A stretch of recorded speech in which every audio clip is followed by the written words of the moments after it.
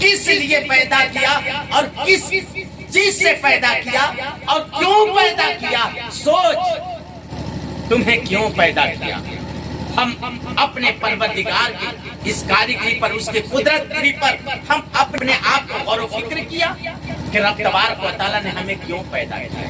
اللہ تبارک و تعالیٰ کے بے شمار مخلوقات ہیں، ان میں انسانوں کے پیدا کرنے کا، اور رب تبارک و تعالیٰ نے انسانوں کو بنا کر کے لقد خلقنا الانسان فی احسن تقویم کا ایک ایسا تاج زرعی رکھا اور سجایا کہ پروردگار نے فرمایا کہ تمام مخلوقات میں سب سے بہتر ہم نے انسان کو بنایا، بہتر بنایا.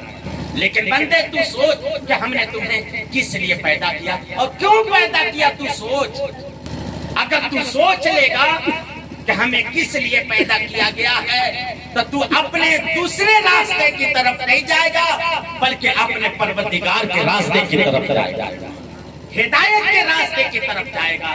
تمہاری زندگی کا مقصد یہ ہوگا کہ ہمیں صرف دنیا میں زندگی گزارنا نہیں، دنیا دار بن کر کے رہنا نہیں، بلکہ اپنے پروردگار کے صحیح بندہ بن کر کے رہنا ہے. اگر تو صحیح معنوں میں سوچ لے گا تو تمہیں اس کی حقیقت واضح ہو جائے گی، تمہیں پتہ چل جائے گا تمہیں ہم نے کس لیے پیدا کیا، کیوں پیدا کیا، کس چیز پیدا کیا.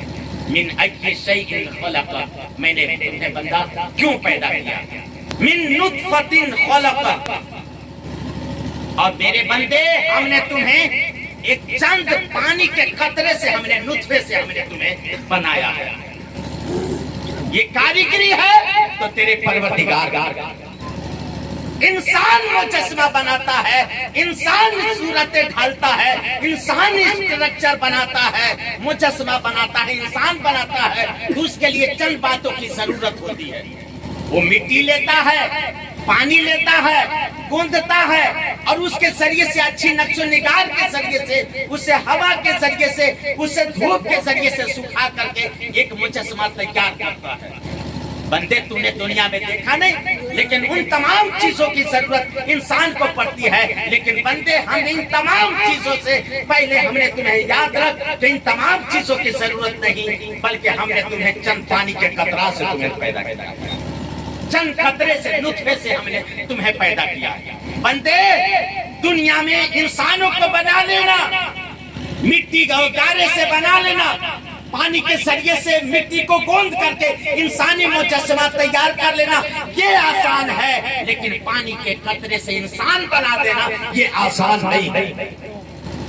یہ انسان بنا سکتا ہے، مٹی کے ذریعے سے، گارے کے ذریعے سے، اسے تمام چیزوں کی ضرورت ہوتی ہے. لیکن یاد رکھنا تیرا پروردگار وہ ہے جسے ان تمام چیزوں کی نہیں، تمام چیزیں اپنے پروردگار کی ضرورت مند ہوا کرتی ہے، اپنے پروردگار کی ضرورت مند ہے. ہم نے تمہیں پانی کے چند قطرات سے، ہم نے نطفے سے بنایا، اور اس کے بعد جب بنایا فقدرہ، پھر ہم نے تمہیں ایک مقدار میں ہم نے تمہیں رکھا. اور مقدار کے یہ بھی معنی حضرت عبداللہ ابن مسعود رضی اللہ تعالیٰ آپ فرماتے ہیں کہ بندے کو بنایا اور اس کی زندگی کو آسانیاں کر دی. اس کے زندگی مقدار میں پڑھتے رہے. کبھی وہ ایک نونہال بچہ تھا، ایک بچہ تھا، ایک مہد میں سو رہا تھا، گود میں تھا، پھر اس کے بعد بیٹھنے کے قابل ہوا، پھر چلنے کے قابل ہوا، پھر اپنے دوڑنے کے قابل ہوا، پھر ایسا اس کی عمریں بڑھتی رہی، اس کی مقداریں بڑھتی رہی. اور رب تبارک و تعالیٰ نے فرمایا کہ بندے فقدرہ کے ذریعے سے یاد رکھ کہ ہم نے تمہاری زندگی کو ایک مقدار تک بڑھاتا رہا.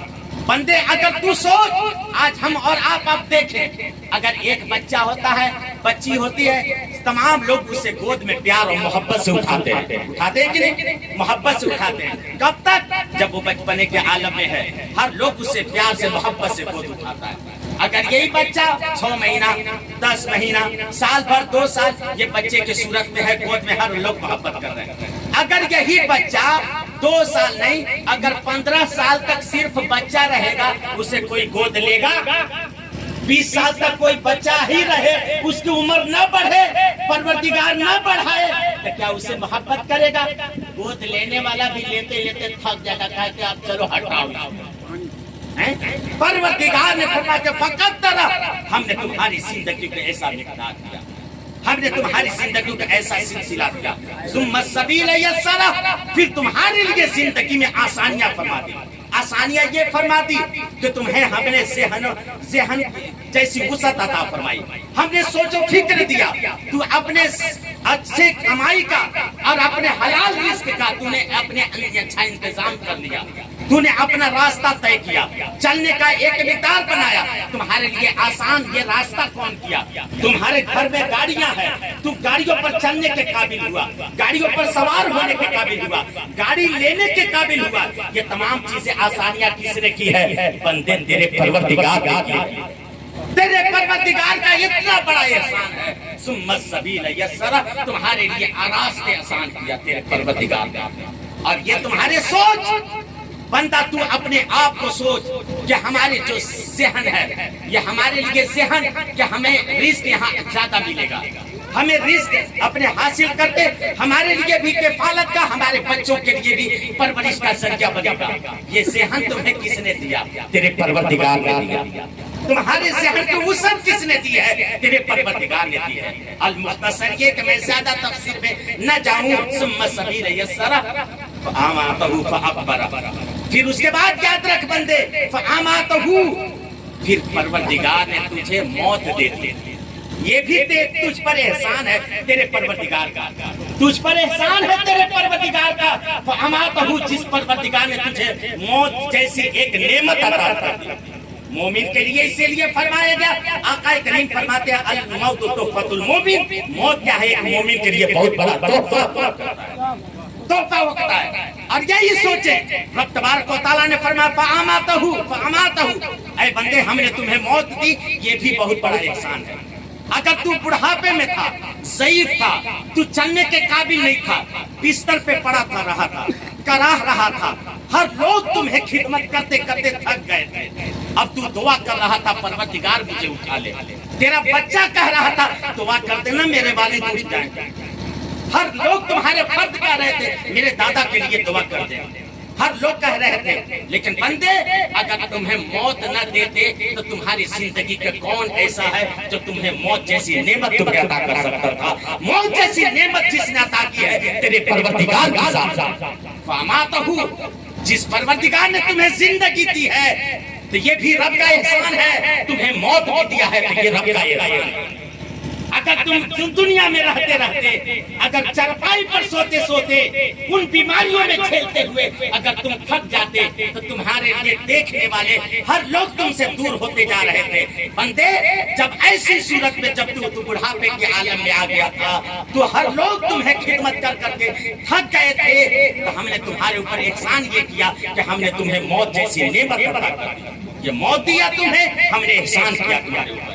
اب یہ کہ احسان کیا، اب موت کے بعد یاد رکھ فاماتہ، اس کے بعد فاکبرہ، یاد رکھنا بندے کہ تمہارے لیے فاکبرہ، ہم نے تمہارے لیے قبر جیسی نعمت عطا کر دی۔ یہ بندوں کو شعور دیا، محبت دیا، بندوں کو سوچ دیا، محبت کو ایک ساتھ پیار دیا بندوں کے درمیان، تمہارے چاہنے والوں کے درمیان۔ یاد رکھ یہ موت کے بعد تمہارے اوپر جو قبر بنائی گئی یہ بھی میرا احسان ہے۔ احسان کیوں ہے؟ اس لیے کہ یاد رکھ تمہارے لیے جو ایک قبر کا گڈھا کھودا گیا، قبر کا جو گڈھا کھودا گیا، یاد رکھ بندے دنیا میں اور مخلوق ہیں، جانور ہیں، پرندے ہیں، بہت سارے مخلوقات ہیں، لیکن ان جانوروں کی طرح مر جاتے ہیں۔ جب جانور مر جاتے ہیں تو کیا اس کے لیے بھی آپ 18 میٹر یا 22 گز وغیرہ کپڑا لا کر اس کو بھی باندھتے ہیں کیا؟ نہیں، جانوروں کو آپ لپٹتے نہیں ہیں، کفن نہیں دیتے۔ پروردگار کہہ رہا ہے کہ بندے یاد رکھیے احسان ہے تمہارے اوپر، ہمارا احسان ہے یہ کہ آپ جو تمہیں جانوروں کی طرح ایک ندی نالے کے سمندروں کے کنارے پھینکوا نہیں دیا، تمہیں پہاڑوں کے جانب پھینکوا نہیں دیا۔ اگر یہ محبت ہم نہیں دیتے تو بندہ یاد رکھ کون تمہیں ایسی محبت دے سکتا تھا؟ فاکبرہ، ہم نے بندوں کو ذہن دیا، محبت دیا کہ ہر لوگ بندے تم سے محبت کر رہے ہیں۔ جب تمہارا انتقال ہوا، تمہاری میت ہوئی، تمہارا جنازہ نکلا تو تمہیں بڑی محبت کے ساتھ سب لوگ غسل دے رہے ہیں، ہر لوگ تمہارے لیے اچھے خوشبو کا انتظام کر رہے ہیں، اچھے کپڑے کا کفن کے لیے انتظام کر رہے ہیں۔ اور یہ بھی ہے آقا کریم صلی اللہ تعالی علیہ وسلم نے ارشاد فرمایا کہ بندے کو کفن بھی ایسے دیا جائے، ایسا کپڑا دیا جائے، کم سے کم بندہ جس طریقے سے اپنے مہنگا کپڑا دنیا میں استعمال کرتا تھا اس طریقے سے اس کو کفن بھی دیا جائے۔ ایسا نہیں ہے کہ ایک بندہ امیر و کبیر جیسی زندگی گزاری اور اسے بہت معمولی سے کپڑا سے سستا کپڑا اسے کفن میں لپیٹ دیا، ایسا میرے سرکار نے اجازت نہیں دی۔ میرے سرکار فرماتے ہیں اسے کفن بھی دو، ایسا دو جیسا کہ دنیا میں لباس پہنا کرتا۔ پھر بندے یاد رکھ، میں نے تمہیں جو قبر کی ایک منزل عطا کی، یہ محبت عطا ہے، ہم نے دی ہے۔ یہ محبت کس نے دی ہے؟ تیرے پروردگار نے دی ہے۔ ہر لوگ تمہیں جنازے کو نہلا رہا ہے، نہلا رہے لوگ، تمہیں نہلا رہے ہیں تو پانی گرم کر رہے ہیں، تو پہلے پانی کو دیکھ رہے ہیں کہ پانی زیادہ گرم تو نہیں ہے، گرم تو نہیں ہے۔ بندہ یہ سمجھ رہا ہے اس لیے کہ زیادہ پانی گرم ہوگا، اسے ہم اگر مردے کو اگر ہم غسل دیں گے، اسے نہلائیں گے، تو یاد رکھنا جس طریقے ہمیں تکلیف ہوتی ہے ویسے ہی میرے جنازے کو بھی تکلیف ہوگی۔ یہ محبت کس نے دیا تمہیں؟ یہ محبت تمہارے بندوں کے درمیان، تمہارے لوگوں کے رشتہ داروں کے درمیان، ہم نے اپنے بندوں کے درمیان جو محبت دی ہے یہ تمہارے پروردگار نے دی ہے۔ غسل اچھے طریقے سے دیا، اچھا کفن پہنایا، پھر اس کے بعد تمہارا جنازہ لے کر کے قبر کی طرف جانے لگا، اور ہر جنازہ چلنے والا ہر محبت کے ساتھ شوق رکھ رہا ہے، محبت کے ساتھ لے رہا ہے کہ کم سے کم میرا کاندھا اس جنازے کو لینے کے قابل بن جائے، قابل بن جائے۔ تمہارا جنازہ لے کر کے باری کا انتظار کر رہے ہیں، آپ تھوڑا سا ہٹ جائیے نا تاکہ ہم کو اپنے کاندھے پر اس جنازے کو لینے دیجیے، تاکہ یہ جنازے کو لے کے چلیں گے، یہ جنازے کی وجہ سے میری مغفرت ہو جائے۔ یہ بندہ تصور کر رہا ہے، یاد رکھ تجھ سے جنازے کے لیے اتنا اہتمام کر رہا ہے، اور ہر بندے جب لے کر کے تیرا ڈولا چل رہے ہیں، جب تمہارے جنازے کو چل رہے ہیں تو بندہ کوئی تیز چل رہا ہے، اسی میں منع کرنے والا بھی کر رہا ہے، نہیں اتنا تیز مت چلو، کہیں ایسا نہ ہو کہ جنازے میں جھٹکا لگے۔ یہ محبت کس نے دیا بندے؟ یہ تجھے اگر تو سوچ تو تیرے پروردگار نے محبت عطا کی ہے، تیرے پروردگار نے، تیرے رب نے۔ اگر بندہ یاد رکھ، اگر تو گناہ کے سبب میں، اگر گناہ کے عوض میں، اس کے بدلے میں اگر تمہاری ایسی محبت اگر نہ دکھائی جاتی تو تمہارے تم سے لوگ گناہ کی وجہ سے اتنے نفرت کرتے سے دور بھاگ جاتے، لیکن تمہارے گناہ کے اوپر ہم نے پردہ رکھ کر کے تمہارے اوپر حجاب ڈال دیا گناہوں کے اوپر، اور ان گناہوں کے اوپر حجاب ڈال کر کے، پردہ ڈال کر کے اگر محبت کسی نے عطا کی ہے تو تیرے پروردگار نے عطا کی ہے، تیرے پروردگار نے عطا کی ہے۔ فاکبرہ، پھر آخر المختصر یہ کہ بندے تیرے لیے قبر بنائی گئی، کوٹھری ایسی بنائی گئی کہ تاکہ اگر ایک اس میں قبر میں اگر ایک ڈھیلا بھی ہے، ایک کنکر بھی ہے، ایک پتھر بھی ہے، بندہ دیکھ کر کے چھان بین کر رہا ہے کہیں ایک پتھر بھی تو نہیں ہے، ایسا ایک دم صاف کلین کر دو، قبر کو ایک دم صاف ستھرا کر دو تاکہ میرا ایک جنازہ جانے والا، مجھ سے جدا ہونے والا محبت کے ساتھ اس میں آرام کر سکے۔ تمہارے جو ایسی قبر بنائی گئی، یہ محبت قبر بنانے والے کے کس نے دیا ہے؟ تیرے پروردگار نے دیا۔ تیرے لیے جو قبر بنائی گئی اور تجھے وہ قبر میں سلا دیا گیا، سارے لوگ تجھ سے جدا ہو گئے، تجھ سے محبت کرنے والے بہت تھے، محبت کے دعویٰ کرنے والے بہت تھے، جو کہنے والے ایسے بھی تھے جیئیں گے ساتھ مریں گے ساتھ، لیکن یاد رکھ بندے تجھے ساتھ جینے والے ساتھ مرنے والے کہاں گئے؟ قبر میں تو اکیلا سو رہا ہے، اب تیرے ساتھ کون ہے؟ یا تو ہے، تیرا نیک اعمال ہے، اب تجھے بھروسہ کس پر ہے؟ اپنے دوستوں پر نہیں، اپنے رشتہ داروں پر نہیں، اپنے رب کی رحمت پر ہے یا رسول کی شفاعت پر؟